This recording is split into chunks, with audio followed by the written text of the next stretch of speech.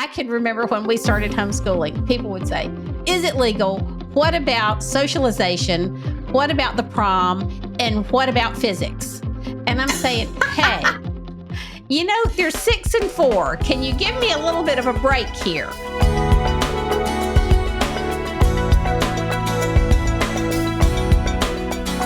People get so wrapped up in the checklists. Yes. There might be gaps if I take a break. What do I have to do? What can I, push back on? So that's kind of what I wanted to talk to you about today. And so I figured we could kick it off with maybe just talking about those gaps. Because when we think about creating a more life-giving home or homeschool, it often means that we have to allow gaps. So can you kind of talk about, what are some of your advice for what to let go of and what to hold on to? Sure. And at one point, we'll talk about, I think, the 2 most important days in my life in terms of gaining freedom in our homeschool, to not worry about gaps, to not worry about those things. And I'm not talking about constitutional freedom to homeschool. I'm talking about the freedom to really enjoy our kids.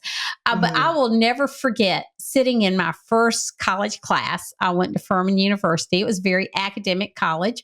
And I had gone to an excellent high school and graduated near the top of my class with 650 kids.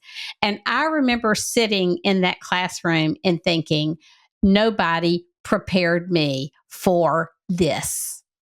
And I thought I had studied hard, I had worked hard.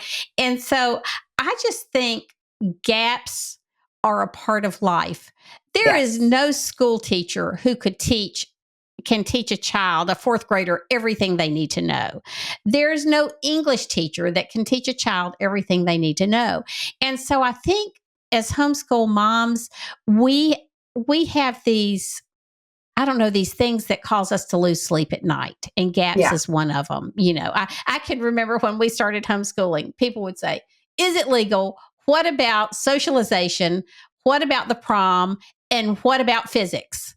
And I'm saying, hey, they're 6 and 4. Can you give me a little bit of a break here?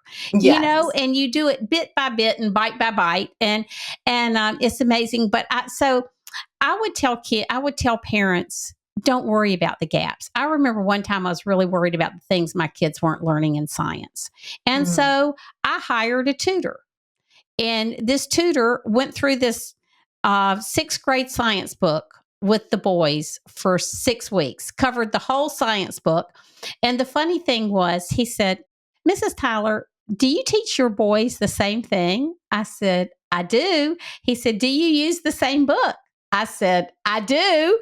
And he said, you would never know they've been sitting in the same classroom from what the 2 of them know and don't know. And, it was just a difference in the way they learn, a difference in what they're interested in. And I needed for him to say that to me. And so, with homeschooling, it's kind of easy to pick up the gaps. The thing we don't want gaps in, we don't want gaps in our kids' faith. And we don't want gaps in their joy. We don't want gaps in their relationships. Not that all of those things are going to be perfect in your home. I don't mean that. But as homeschooling moms, we get to focus on those things. We get to focus on their faith. We get to focus on our relationship with them, their ability to serve others, what they're interested in. And so I think when you have that type of life-giving home, a gap in science or history or grammar is really pretty easy to fill. Okay, so here's my favorite story, and then I'm going to let you talk. I'm good. So, by the time my daughter had gone to college, I'd written 2 books, and I had worked for a publisher some because she was in high school and very independent, and we'd sit there and do our work together. And grammar was so important to me. Editing was so important to me, although there's a lot more to writing than editing. I could not get this child interested in grammar to save her life. Now, she had won money for creative essays and recipes and all these very personable. She had been Annie. But did she want to know the mechanics of grammar? No. So she goes to college. She's majoring in media communications. And she has this professor who says, If you learn how to edit, you'll always have a job. If you have little kids or big kids or just want something extra on the side, you'll always have a job. So in one semester, she learned everything she needed to know about being a professional editor. And, that was an obvious gap. And I tried to fill it to no avail. Then she goes to college and has one teacher who totally fills the gap in less than a semester. And she's used that as a skill ever since she's been in college and out of college. So. Oh my goodness. I love it. No, because it is almost funny that, to our best, like when other people say things, they're like light bulb, and you're like, but I was saying that for all these years. Like, yes. Listen to me. Yes. Yeah, that's right. You can say it sometimes 1,000 times.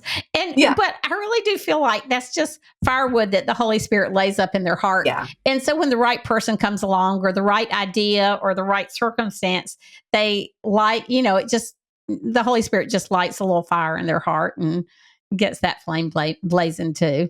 I love it. And I think that's what we ultimately need to think about too, is that number one, I have gaps in my education. I wasn't homeschooled. I have gaps in all kinds of things. And if it's interesting, I fill the gap. As an adult, I choose to fill the gap. That gap. That's right. Yeah. And the big thing, like number two, I guess, would be that we know the ultimate gap filler. So if it's something they need to know and that's important for them to have going forward in life, God knows. And He's going to bring about, if you forget, it's okay. He doesn't. And He will bring about the right people to speak into our kids, the right circumstances, the right motivation.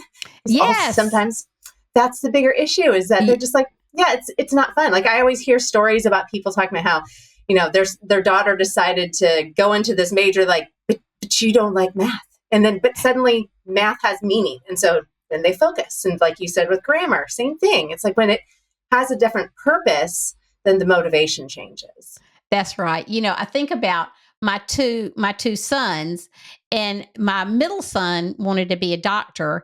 And Ty, we either knew he was going to be a salesman or a preacher. Whatever he did, he was going to make his living with his mouth and his personality, And so science really, we knew that they were both college bound. That's not the case for everybody, but with what they wanted to do, I knew they needed it. At this point, they needed a college. At that point in their lives, they needed a college education.